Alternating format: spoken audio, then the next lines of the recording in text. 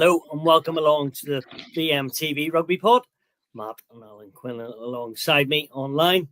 I suppose all eyes are in Dublin on Saturday. This one's been talked about for forever, Alan, since the fixtures were announced sort of last year. Ireland, France. France have picked their team, gone with a 7-1 on the bench. Ireland coming in obviously in good form, but sort of started over the line against Wales, who were rejuvenated. Which way do you see it going and all the talk? How excited are you, firstly? You know, the basic question, but you must be, like everyone, so looking forward to it. Yeah, sure. It's on paper, it's the biggest game, isn't it? We heard Dupont after Italy a few weeks ago talking about the magnitude of this game and how it's the biggest game in the Six Nations. I think if any of us that were asked before the tournament who was going to win it, right across the board, people were divided. Some Ireland, some France, but they were the main two teams that were going to be competing for the championship. If Ireland don't win it Saturday, they lose the championship as well because of the points difference. So yeah, there's a fair bit of pressure on France. I think Galtier is under a little bit of pressure. Matt will know a little bit more about that in France, but they're such an incredibly powerful side. And with Dupont and Intermac, I know Ireland won that game, it was 38-17 last year in Marseille. It was a brilliant start to last year's Six Nations, but they're different with Dupont and Intermac. And yeah, everyone is talking about this game, Stuart. Everyone is looking forward to it. Matt, we'll jump straight in there and we'll gamble. Sure, why not? Yes, this recording will go out after 12 o'clock, but it's 11:30. Let's go for the Ireland team. Doris is going to come back in for captain. Keenan's going to come in at fullback. Aki's in instead of Ringrose, who's suspended. Which way do you see it? Do you think that will be the team? You know, we'll find out when it goes out, but that sort of looks the way it's going to be. Finlay Bealham in for Clarkson. And are they the changes you would have expected? Yes, Stu. I think that was always going to be the case for the French game. They were going to get those players back. I think with the injuries, they might have, before the Welsh game, erred on the side of caution, because it's like Alan said, as soon as this draw came out last year, everyone just said France, Ireland in Dublin, second last round of the Six Nations, going to swing on this. And what we all thought, of course, it'd be, what we predicted was two undefeated teams. What we didn't see was France imploding in many ways in the opening 20 minutes against England and really losing that match at Twickenham rather than England winning it. But, you know, France being, and this is probably quite indicative of the Galtier era, that they haven't delivered completely. They've played some really great rugby, and Fabien Galtier deserves great credit for bringing France back to the grandeur of their past. There was probably a decade there up until 2019 World Cup where France were playing really poor rugby, and they weren't fit enough for international standards. They lost their way. They weren't playing great, attractive rugby. They'd really dropped down the world rankings, and Galtier's changed all that. And the political will in France to support the national team has changed. But they still have only won one championship since he took over at the end of the World Cup in 2019, which is really small dividends for a team that's got such talent. You look at that team they've picked there, and you've just got to say, wow, you know, they have got some serious rugby players in that side. And they've got this, now they've also, as we just seen the team come up there, they've gone for a 7-1 bench. So what we saw in Rome last week was, or 2 weeks ago, was a dress rehearsal for this game plan. And that dress rehearsal means they've learnt from what they did in 2023 when they came to Dublin, which produced one of the great games of rugby I've seen. It was a fabulous game. France said, we're not going to kick the ball out. We're going to deny Ireland their line out, because as we know, they want that to attack. So, but what that produced by not kicking the ball out was this incredible amount of time the ball was in play. The game went from one side of the field to the other, one end to the other. It was so entertaining. But France ran out of petrol. Ireland were fitter than them, and they got them. Now, they have changed. They said, right, this time we are going to go route one. We are coming at your scrum. We are coming at your line out and your maul, and we are going at Sam Prendergast. and we're going to pick a 7-1 bench, and we are going to really bash you up. And then we'll go around you. So it's the old cliche. Before, to earn the right to go around a team, you've got to go through them. And in the lead up to against Italy to Paul Bouderon's try, France took the ball from the Italian 10-metre line, so 40 metres out, the entire 40 metres without either doing pick and go, Dupont going himself, or one pass either side of the ruck. It was a really unbelievably exhibition of power and force and skill on contact. And while they scored 70 points against Italy, I think they've sent out a message. This is what we're doing. We've learned from what we did in 2023 at the Aviva. As entertaining and as wonderful as it was for all of us, they lost. And they're going to change that. That is a very powerful pack. Now, they're rolling the dice. We've seen this in the Six Nations. Ireland had a 5-3 bench. Gary got carded. They had Bundyaki to come on. Bundy changed the game. Ireland would have lost that game if they had got a 7-1 bench. Scotland went a 6-2. They had the collision between Darcy and Finn Russell. Both leave the field. That cost them the game, in my opinion. They only had 2 guys on the bench. So they are rolling the dice, but they're saying we've got to roll the dice because this is a great Irish team. But I think it's going to put huge pressure on the front rows and the front row on the bench in particular. I think the game might pivot on the role of the Irish forwards that come off the bench, and therefore that comes into the selection of who starts, who comes on later, because that bench, particularly the front row, and we're hearing that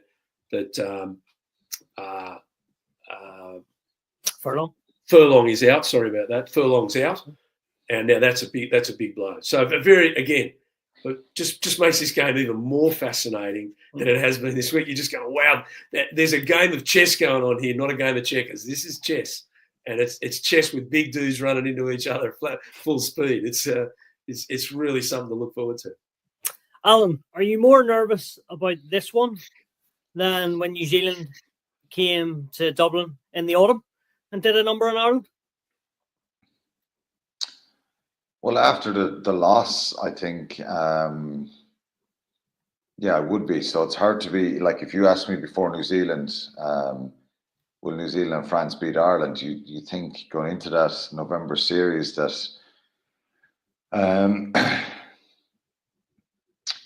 it's tricky for anyone to kind of come and win in Dublin at the moment, given the form of the team, and coming back from South Africa, having beaten South Africa on that tour as well in the second test. So yeah, I think there was a confidence there. But look, I was very nervous. I'm not nervous, but I'm very, very conscious and aware of New Zealand, and they caused Ireland a lot of problems. They played with an intensity. Ireland brought a great intensity to the start of the game, but New Zealand just found a way. Ireland's discipline was poor, and they were deserving winners. I think France are a little bit different. I think when you see what France beating New Zealand in that November series as well, it shows that they're a top quality team. And if France turn up with their A game against anybody, home or away, they're a handful. They have incredible athletes. Does France's A game beat Ireland's A game? Well, France's A game is based on power, pace, individual brilliance, all that kind of stuff. So if Ireland's A game, if you were saying Ireland cancel them out. No, yeah, well, they do, because part of Ireland's A game is their collective cohesion defensively and from an attacking point of view, and a possession-based team. We've seen a change in the stats around possession, territory, all that kind of stuff. I think for 2 or 3 years we saw Ireland holding on to the ball for so long in games, not kicking a lot, and just being really patient in their attack. We've seen a slight change in that, where they're trying to play in the opposition half a bit more, and they've changed their tactics a little bit. So it's a very complicated question that you're asking me. Ireland's A game, if Ireland's A game is there and France's A game is there, well, you can't have an A game for both teams, because if France are unbelievably dominant, well, they're finding holes, they're finding problems for Ireland defensively. I'm not sure I've even answered that right, but look, I think they're two really Maybe good it wasn't teams. a proper question. I suppose No. the point was in 2023, it was an unbelievable test match. Incredible And they were game. pretty close to their, I think, as far as I can see, maybe not very far, the A games, you know, so we hope that is the type of contest again. Yeah, and of but course, do you feel look, that if Ireland are to win, it will knock France back in certain facets of their game? yeah, they've got to stop France, because if you have the likes of Penaud and Biel Barry and Mofana in the centre, if these players are allowed time and space, they can cut you apart. Intermac, Dupont, like if they're on their A game and they're getting time and space, they can find little moments of brilliance that can hurt any team. So Ireland need to be better defensively. They missed 33 tackles against Wales. They missed 33 tackles against England. The Scotland one was, 25 missed tackles. It's a lot of missed tackles. I think the scramble defence is really good, and if they make a mistake, they tend to get back and cover it very good. But I don't think you can miss 33 tackles against France on Saturday and expect to win the game, because if you're missing that many tackles, if they get in behind you, they tend to have so much pace and acceleration that they will end up ultimately scoring off some of those line breaks. So, but look, this is a very good Irish side. I think they need to play well. There's a hope within me that we haven't seen the best of them yet in the Six Nations. We saw glimpses of it against England. The first half in Scotland was probably the most intense, cohesive, dominant, powerful half that we've seen from the team in a while. Very mixed bag in loads of different reasons. So they've got to find, I think there's more pressure on Ireland to find their A game, because they'll have to. This France team, if you give them a chance to breathe, if you give them, because they can be very pragmatic as well. Ramos will just kick his penalties if needs be. They're not afraid to kind of, take their points on offer and get the scoreboard ticking over all the time. So, very powerful side and a real statement of intent going with the 7-1. It's a risky thing. Of course, if you get injuries in the backs, that plan it backfires on you. We haven't seen it backfire dramatically on anyone yet. South Africa probably, it hasn't backfired on them basically yet. So France have gone down that road, and there's always a temptation when if you're making decisions around your back five in the scrum, your second rows, your back rows, and you've incredible athletes there who are very close. You can't separate some of the decisions between certain players, like Jalange coming back into the mix for France. He was out for a long time. He's an incredible player. Jegu brings so much energy and pace and youthful enthusiasm. Oradou, the second row as well. So all these players, Miafu having him back. So it's probably a case of he'd love to pick them all, and the best way of doing it is have him on the bench. But you're going to have seven new forwards going up against Ireland in the second half, and it'll be interesting to see what Ireland go with. But yeah, I'll try and go back to the very start saying, am I more nervous about this? Yeah, I am nervous. I think France are a superb side, and if they're allowed to play, and it's since I played the game, anytime I went to France, if you sit off a little bit of any French team and they get their tails up, very hard to stop. So the A game of both sides, Ireland need to defend really aggressively. They need to win the collisions. They need to be dominant themselves and limit their mistakes. Maybe we should have brought A stars in. Matt, Alan talked about pressure in Ireland, need to deliver.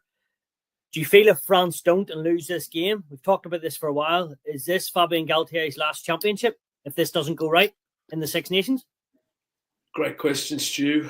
There's no doubt here in France, it's a highly political position to be the national coach.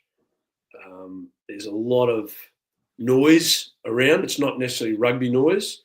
It's all the other aspects of the game in France, because it is truly a national game. The size of the top 14 has absolutely exploded in the last few years. So you've got all and the fact that he's picking basically players from only two clubs and La Rochelle, one or two from La Rochelle and Toulon. It's a Toulouse Bordeaux team that alienates a lot of people wrongly. And then there is who's going to replace him. Who it's okay. They're not winning championships. Who is in the French coaching system that can step up and replace him, and we can say we'll definitely deliver that. And I can't say, look, there's people there that you could do it. Hugo Moller from Toulouse, I don't know that he wants the job. Certainly when the Toulousian coaches of the past have stepped up, they felt, and there's a lot of past Toulouse coaches step forward, they have found a lot of political interference on the way through because everyone's jealous of Toulouse. It's a very difficult one. His private life is also getting mixed up in it over the last World Cup, and things are happening, which to me have nothing to do with it. I know the players love him. I know the players love the setup, and that has not always been the case in the French camp. And you have to say, at what point do the players take responsibility for the performance? They lost that quarterfinal against South Africa by the slimmest of margins.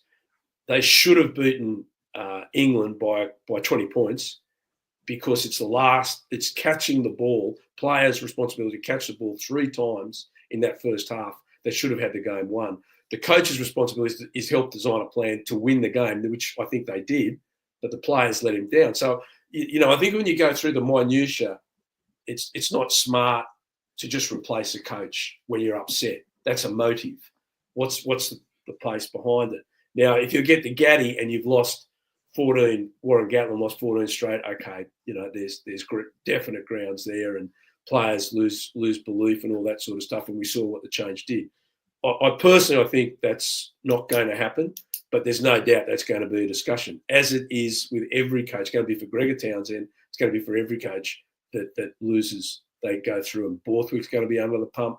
I don't think Easterby's going to be under the pump, but people are going to question it if they happen to lose. The other side of it, Easterby can win a Grand Slam in his first year and be a legend, and can write his own cheque over in Wales if he wants to. So it's the life of a coach. You live and die by the results, even though you are just an interested spectator in the stand when the game goes. Alan, we must touch on it just before we finish up the Ireland-France chat. Earlier this week, 3 legends of the Irish game are stepping down from international rugby at the end of this championship. Conor Murray, Peter O'Mahony and Cian Healy.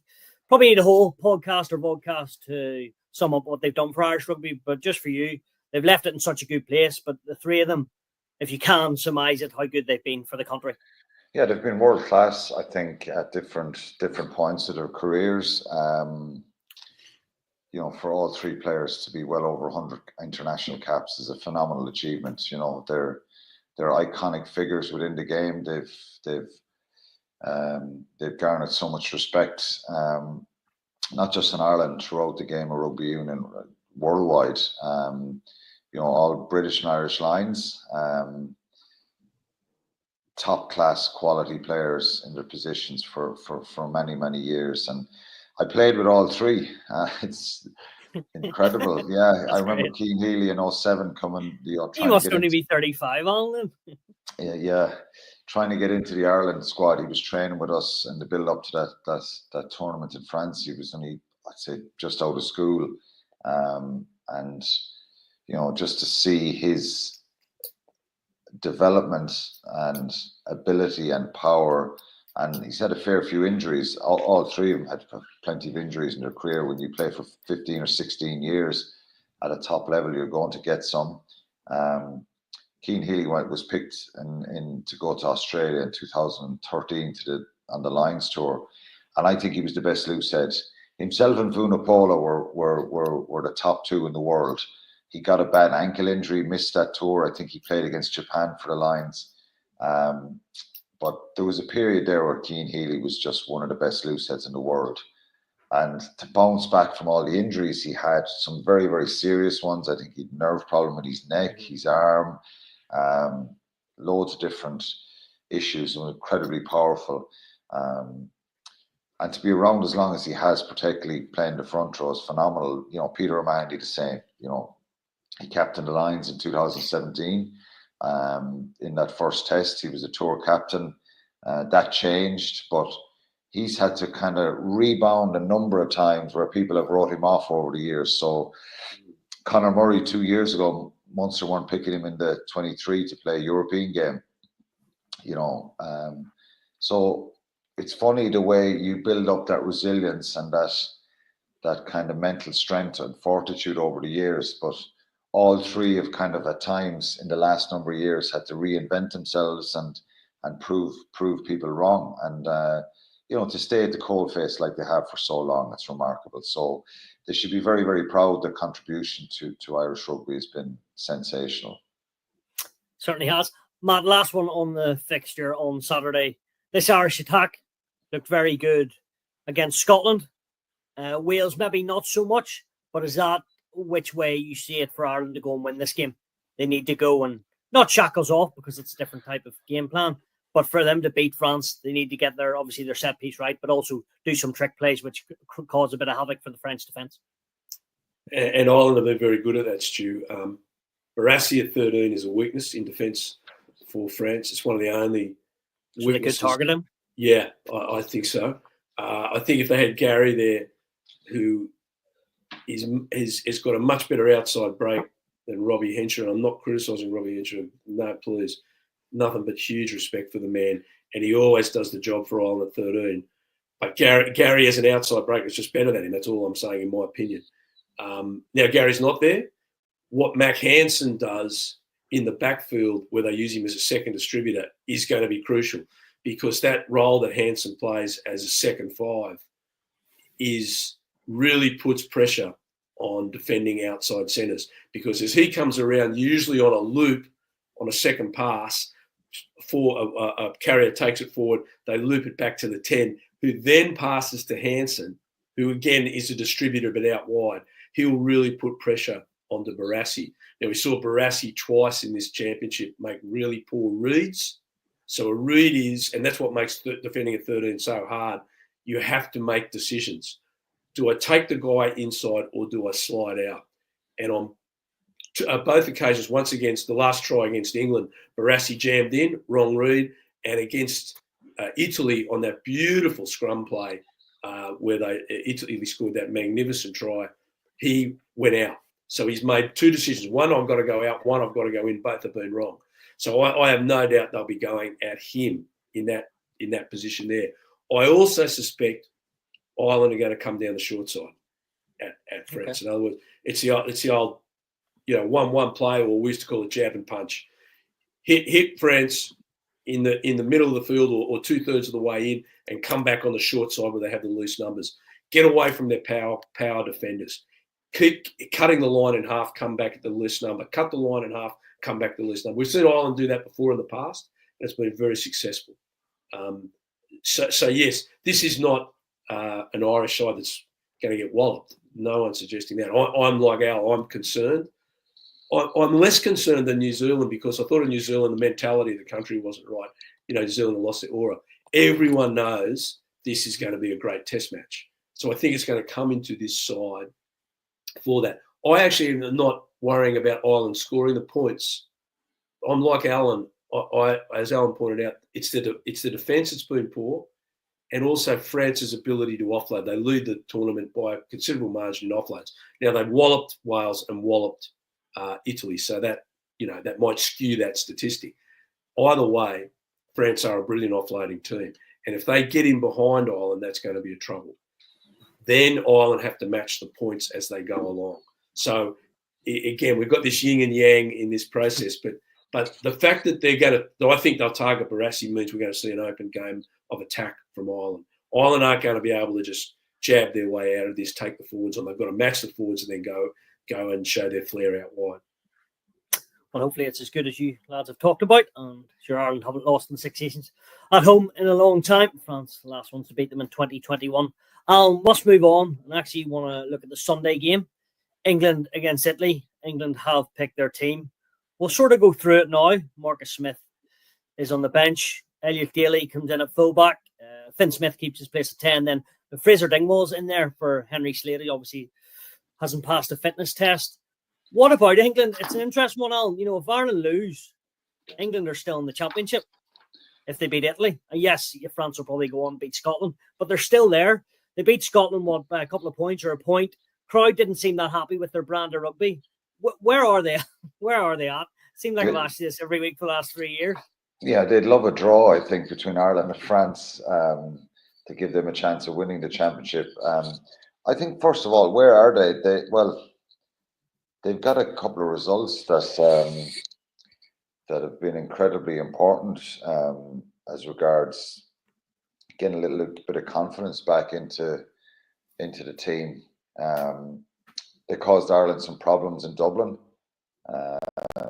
Look, I think when Ireland had that big lead, really the two tries at the end kind of maybe paper over the cracks of Ireland being very clinical and dominant, particularly in the start of that second half. I think the decision not to play Marcus Smith at full back and bring back Elliot Daly it's not going to excite English rugby fans, is it? If you brought in a young player there, someone with a little bit more, Elliot Daly showed what he did against France. Like, that was the big win for England and Twickenham. They got across the line, won with that dramatic late try, and could easily have lost against France and Scotland. So you could be talking about a very, very different picture, and I think that's probably the key for him, is getting those couple of results. But is it a backward step picking Elliot Daly over Marcus Smith? I don't know why they're doing that. He just can't find a home in this starting team, can he? For a guy with so much talent. Yeah, I think, though, to have Finn Smith and himself in the team, it does change the attack. I think, look, their attack was very bland. They kicked a lot against Scotland. They were lucky to get out of that game by winning it. There was a lot of kind of boos and oohs and ahs from the crowd. They weren't really excited by the performance at all. But look, the players got a result, and they get a good result against Italy at the weekend, which you'd expect them to go there and win. It'll be interesting to see how Italy react after such a heavy defeat by France. And then you've got Wales in the last game. Suddenly they could have 4 out of 5, and the likelihood is that's what will happen. So yeah, they'd prefer if Ireland France is a draw in Dublin and possibly win the championship. But if they get 4 results in the championship, it'll be seen as a good result for Steve Borthwick and his team. But they're still a very bland team to watch. They've regressed back to that negative, slowing the breakdown, kicking a lot, trying to overpower the team, and they're frustrating to watch at times. Matt, just picking up off the bland team there and comment from Alan, if they win 4 games in the championship, is it not a success? Or is it the 80,000 Twickenham Alliance, stadium? They're like, no, this isn't exciting. I'm not having it. And that seems to be the case. Well, we too harsh? No, it's been a horrific rugby to watch, hasn't it? They box kick 18 times or 19 So even if they keep winning, it's not for you at all? No, well, there's in the Winter Olympics a number of years ago, there's an Australian guy called Stephen Bradbury. I was just listening to it. I just looked that up. Stephen Bradbury was in the final of the 400-metre sprint on ice. This is on skates. You've got to imagine Australians aren't really known for sprinting on ice. Not much of it around. Just you. And to make the final was great. There's 5 of them. And on the very last turn, 4 guys fall over and Bradbury goes through and wins a gold medal. And he's dined out on it ever since. I mean, he goes around and talks about it. I've heard him speak. He's fantastic. Laughs at himself, but he's an Olympic gold medalist. He holds the Olympic gold medal because the other 4 guys fall over. Everyone could fall over on Saturday. England could win it, and it would be just, and I guess Borthwick will go out for the rest of his life and tell stories and get paid for it about how they did it. But it doesn't take away from the fact that it is awful to watch.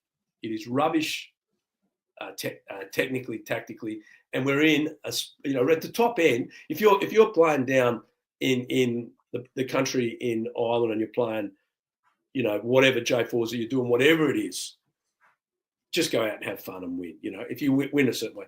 But at the top end, yeah, sure, you've got to win. But you also got a responsibility, in my opinion, to play some form of entertainment for the people who are coming in to watch it. Now, people can say the South African game plan is not entertaining. I'll be one of them. But I appreciate what they're doing. I mean, that was just what we saw against Scotland was just rubbish. It was awful stuff. And Scotland should have won that game going away. 3-1. Marcus Smith's been dropped, in my opinion, because I think of his defence. If you watch him defend over his time as a fullback, it's just been impossible for him. And I feel for Marcus because he hasn't had the time in the role. But is there anything in that? Finn Smith is a good player. I think he's a very get time in the role anymore, Matt, at international rugby. No, and it's wrong, mate. I think it's. People are starting to say what I've felt for many years, that Marcus Smith does not have the full range of capabilities at the international level. He's got some, and it's exciting, but no matter where they're playing, he hasn't really brought other people into the game. If you look what Finn Smith does and what Sam Prendergast does, and Jack Crowley too, I'm not saying Jack's in there too, they bring other people into the game. They make other people look good. They give a pass that brings people through. And Marcus just isn't doing that. He himself is superb in attack, but he's been put in the backfield in defence. And when faced with a one-on-one tackle in defence, invariably he misses the tackle. Now, Hugo Keenan at fullback makes that tackle, 15 times out of 16. He just very rarely misses a one-on-one tackle. As a fullback, that's your gig. You've got to do that. And Marcus isn't doing it. And in some ways, because he hasn't been trained to do it, it's where you position your body. It's not his courage that we're questioning, but it's his knowledge in the game. But when you look at that team, what does it say to you? What are they going to do? I actually think Italy, it depends how Italy are after being mauled by 70 points. Italy could put up a good fight against them if they recover psychologically in time. But that goes. We've got to see if that happens. But if England were to win a championship, well, everyone would say it's a great travesty. I don't think that's going to happen. But I also think what they're doing is really, really poor. And it's not good for English rugby. It's not good for the Premiership. And it's certainly not good for the Six Nations. If they went back and played like we saw them play against France, they were forced to play in a certain manner against France because France was scoring points. And guess what? They were pretty good at it. And that was really an entertaining game. But when they're not forced to play, they revert to 19 box kicks, which their own people booed. And good on the English crowd for telling the truth. It was a really, really horrific game of rugby to watch. And it's a sort of rugby that I think will cost, if Borthwick sticks with it, it'll cost him his job. I have very little doubt of that. Alan, how do you think Italy will react? We had so much hope and a wee bit of expectation. And then France in that last 60 minutes just went to a different gear. We hardly even knew it existed, but can you see them coming back and really pride in the shirt, but even more than that? Could they test England or not? It's a big step backwards for them, isn't it? With that second half performance, they were just blown away. I think they had obviously really good moments in that first half. Menoncello's try was outstanding. Breck's Canone in the back row was superb. And you thought they'd cause France problems, which they had done previously in a good few fixtures against France. But I think they started to fall off tackles and become very, very ragged and remind you of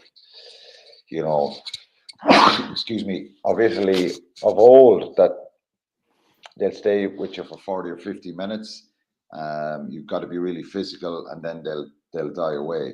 And so that's the worrying thing for Italy, that there was a little bit of that the old Italy there, which was frustrating because we want to see Italy being really competitive. I think they'll be different for Ireland the week after when they arrive. That'll be a very, very dangerous one, no matter what happens with Ireland-France this weekend. But I think, look, they're capable of. They did cause they have caused England a few issues and problems before, but ultimately England see it out. But they've got to be brave, and they've got to defend much better. They were falling off tackles in that second half against France, and it was just so way too easy for them. So Quesada will be really frustrated and disappointed, the Italian coach, after that game, because we expected France to win the game, but not in the manner which they did. So there's a bit of France being outstanding, and that's going back to the first question you asked me in this about France. If they get their tails up, they got their tails up in the second half against Italy, and they just were outstanding. They can do that to many teams, but Italy just surrendered essentially, and that's the worrying, frustrating part from an Italian point of view. But I'm sure they'll react. They have some very good players in that Italian team, some very dangerous players. So if they're brave and ambitious and get their set piece right against England, they can cause them problems. Last but not least, Saturday first kickoff at Murrayfield. Or sorry, no, it's the second kickoff, isn't it? Yeah, 4:45. It is Wales against Scotland. Now this is a talking point, Matt. Scotland beat Italy in round one, and then we're like, oh, Ireland should be worried. Then Ireland beat them. Then they lose to England, and they normally beat England. And now they're going into Wales, who look a lot sharper against Ireland. So Scotland could either go and win, obviously, and then end up 2 or 3 out of 5. But if they lose against Wales, it's 1 out of 5. And that's diabolical for them, isn't it? Like, that's unthinkable at the start of the championship. A lot of ifs and buts there, Matt, but you know what I'm saying. There are a lot of ifs and buts. I really felt for Scotland because they tried to play rugby at Twickenham. They really did try to play rugby. Scored 3 really commendable tries, all long-range tries, a lot of skill, a lot of power, a lot of pace. And they matched England in most departments. Unfortunately, they gave away too many penalties. And Finn Russell, who I think the couple of seasons before was kicking around 95%, missed 3 very kickable conversions. One was a tough one from the sideline, but should have won that game at Twickenham for sure. And the better team lost. And we've seen at Twickenham 2 games in a row the better team has lost on both occasions. So and then that's unfortunate. Now, what usually happens then is Scotland do lose to Wales at Murrayfield when the Welsh have been weak. We've seen that in the past. Last year, I think in Cardiff, Scotland scored 28 or 29 points in the first half and then didn't score 1 in the second and allowed Wales to score 28. They won by a point. That's a bit. But I do expect the Scots to come out and play better. To me, the question is, when we spoke on the show the other week, was Cardiff a dead cat bounce? Will this Welsh side be able to maintain that enthusiasm and that energy that they showed against Ireland so admirably with the support of a fantastic home crowd away at Murrayfield when it's going to be full of Scots? And you've got to say that Scotland at home, they can play really well. Now, they played this is again, we've been saying this for 5 years. They played really well one week, they played poor the next. What are they going to do? 25 years, man. Yeah, that's probably 25 years more than like it. But the last time they won was 99, wasn't it? Or yeah. 1990, Yeah. 99. Yeah, you're going back to the great Jimmy Telfer and people like that who are in charge. The wonderful old players and coaches like that. Who knows? Because I don't think Gregor Townsend knows. That must be so frustrating for Gregor to see the team come out and play well. They play poor, play well, not kick goals. Like, it's this inconsistency that we're seeing. Having said all of that, Wales have lost 15 on the trot. Despite all the good things that were said about them, there were a lot of good things to say about their performance against Ireland. They lost. In the end, you've got 15 L's going down the page. Now, can they get the courage, skill, and commitment to change that L to a W at Murrayfield? I don't think so. I think that was the high point was at Cardiff, and I can't see them playing better than that away from home. And they'll need to play pretty well because remember, Ireland didn't play well, and Ireland had 14 men. So we know cards can change a game, and they do change a game. But you just can't. I just can't see it. I don't have any evidence from what we've witnessed where Scotland played really well away from home. They didn't kick their goals. So kicking a goal doesn't mean you didn't perform. Your scrum performed, your line-out performed. your attack performed. And they defended well, and he let him one try. Now, England didn't attack. Like, it's probably a lie because all they did was kick the bloody ball.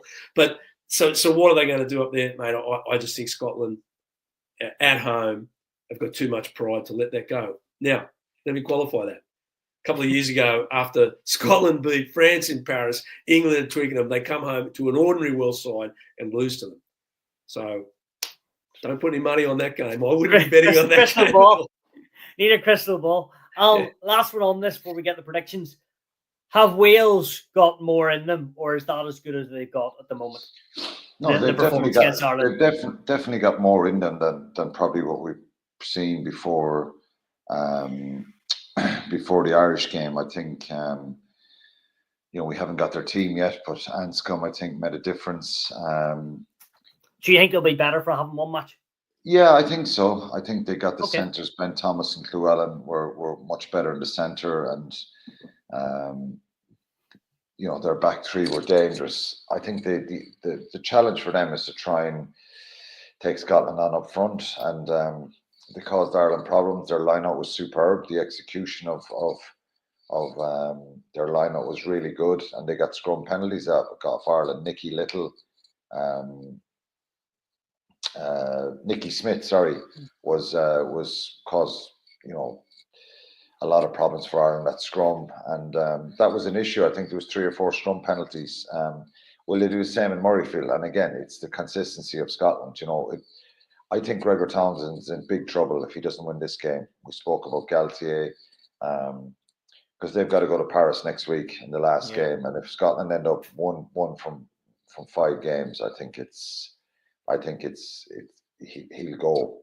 Okay. It's such fine margins, isn't it, when you think about Scotland, when we talk and about this is his 8th championship, I think, to be fair, Alan. Yeah, so, and I think he's had his time, I suppose. Yeah, well, look, I think if I do think Scotland will win the game. I think they will, and then they'll put them in better stead going to Paris, and they might cause. They're well capable of causing France some issues there, but Wales are in better fettle. There's no doubt about it. But there's massive pressure now because there's more pressure on them to say, well, you did this against Ireland. Can you back it up? And it's always harder to back it up. So let's see have they got the energy and the same type of performance. It's away from the Principality Stadium. That was backs to the wall stuff, epitomized the crowd. The atmosphere was amazing. Can they execute now? They won 4 years ago in 2021. They won in 2019. They won in 2017. So they've been to Murrayfield a fair bit and got results. I think 2 years ago they're beaten 35-7 by Scotland. So of course there's a dominant win there for Scotland as well. But yeah, they'll have to do more of the same. They'll have to bring the same intensity, and a lot of their players, their big players, will have to, But I think in Jack Morgan and Rafael and Falatau, they were outstanding against Ireland. Their back rowers, and I think they'll need to do the same again and just be smart. I think Anscombe kicked really well, so from a tactical point of view, just kick with the same accuracy. They won some of those kicks, retained them, and then when they got a little bit of confidence into the team, they held the ball for a long period of time. But look, maybe it was a little bit, with Ireland down to 14 men, and during that period, they looked, they were the dominant side. Ireland found a way in the end, but yeah, it's an intriguing one. It should be a brilliant game. It's much more evenly matched, shall we say, before the start of the championship. Everyone would have just said, dominant win for Scotland. Wales have a really good chance going there. So, very good test. Where are we with our Lions watch, Matt? Sprung that on you again. Anyone on round 3? Tickle your fancy? Yeah, it was an interesting round, wasn't it? If you look at some of the key positions across the team, who's going to be the locks, who's going to be the fullback, who's going to be the out half. 9 is probably Jamison Gibson Park. I think there was a lot of very, very interesting positions. You cannot win test matches without kicking goals. You've got to kick at 85%. That's not me saying it. That's statistics over 100 years almost. Not quite 100, but you're certainly in the modern era. 85% is the number. Very, very rarely do teams win championships under that. Finn Russell misses kicks. I've got to say, sadly, Prendergast missed easy kicks. Finn Smith smacks them over. So therefore, you start getting in this dilemma. What's going to happen? You're going to have to kick 85% in Australia for sure. No, there's no doubt about that. You're going to have to do that. So who comes in there? Who's your key fullback? Like obviously you've got Keenan. I thought the young Welsh fullback since he's came in. No, Blair has been really good. Yeah. He's been, he's going to be up there with Prendergast as the rookie of the tournament. So there's some interesting ones. Who's going to be the 7? Josh Van der Fleur's, where do we go with him, with Curry, with Darge? There's been some really interesting ones. But the thing that Farrell wants, he wants that competition. And he also wants, it's going to be an Irish-dominated test team, but you've got to have everyone from every nation. And I think some of the Welsh guys, they're going to get players on that. They put their hands up. Does Anscombe come into the question? There's some really nice questions being put forward by some good performances in those teams. I still think Farrell, it'll be like Gatland did in the past few tours. It'll be dominated by the nation he coached, and I think Farrell will have learnt of that. I think it'll be an Irish dominant team playing an Irish dominant style with other players put into key positions along the way. Who they are, it depends. But I think if Prendergast wants to do it, he's got to kick better. And I said this about Jack before, and I'm saying about Prendergast. Prendergast kicking really well in the URC. If he is going to make it, he's got to be more consistent with his kicking. Now, the gorgeous torpedo punt he put in, which was a 50-22, changed the game. That was the turning point in the game.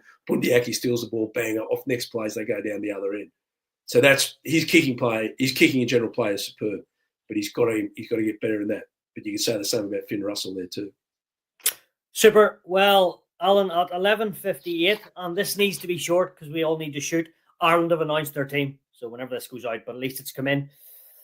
Here we are right now. So Keenan, Jamie Osborne in the right wing, Henshaw, Aki, Lowe, Prendergast, Gibson Park, Doris back fit, Vander Flair, O'Mahony, Byrne, McCarthy, Beelum, Dan Shane, Porter, benches, Herring, Healy, Clarkson, Ryan, Conan, Baird, Murray, and Crowley. Mm-hmm. You've got 60 seconds before we do the prediction now. What's the biggest talking point there? Osborne, right wing? Yeah, Osborne, the right wing, because obviously there's a problem with Mac Hansen. Yeah, with Mac Hansen. Yeah, he's a very good player. It's a worry when you're coming up against Bielbury. He's going to have to be very, very alert there. Yeah, there's no other real surprises. Rob Herring comes into the bench, I think, for Ronan Keller, which is disappointing in a sense that I think, again, I don't know if something has happened to Gus McCarthy, but Herring has done it before. He's a very experienced player, and there's a lot of trust in him. I think it's a strong bench with Ryan, Conor, and Baird off the bench. There is a strong bench there, and Ireland have gone for that 6-2 split. So, yeah, the forced change really is just on the wing. Jamie Osborne, he's a very good player, a superb player under the high ball as well. So, Hansen is a loss, but yeah, it's a strong team. Yeah, Hansen signed that new IRF deal, but we'll hopefully see him back fit sooner rather than later, and Osborne in to replace him on the right wing. Matt, predictions for the weekend. You're first, the 3 games, and you're not allowed to draw. I'm not going to do a Stephen Bradbury for England. Scotland at home, England against Italy. I'm very concerned with that Irish front row on the bench. I'm worried about that. Putting Osborne on the wing, I think he's a fine player, and he has hands that aren't He's not quite handsome, but he's a very, very good player. But that front row on the bench does worry me. Look, I'm more concerned about this game for Ireland than any game in the last number of years, much more than the New Zealand game. This is a very good French side. The bookies have got it Ireland by a point. Yeah, but what's Matt gone? I'm going for. I think France will win the game, unfortunately, and I don't want. Okay, to be right. You're going France. Yeah, Alan. Yeah, I think the Jamie Osborne thing is Calvin Nash. I think had an injury last week, a rib injury going into that Munster game. So I presume that would have ruled him out. He would have probably come in there onto that right wing position. Yeah, I'm going Scotland, England, and France as well, slightly. Yeah. But we'll be very happy to be wrong, Stuart, if Ireland win. And of course they're capable of winning. But yes, if you're pinning us, there's very little in this game. And as I said at the start, hoping for a big Irish performance. If they come out and produce 8 and 9s out of 10 as individual players, they'll win this game. But I just think France they're so dangerous, and I think they're going to be hard to stop them. Well, should be a cracker. Looking forward to it, Matt and Alan. Thank you very much. And don't forget, we are on air for Saturday afternoon for Scotland against Wales in Murrayfield at 4:15. See you soon.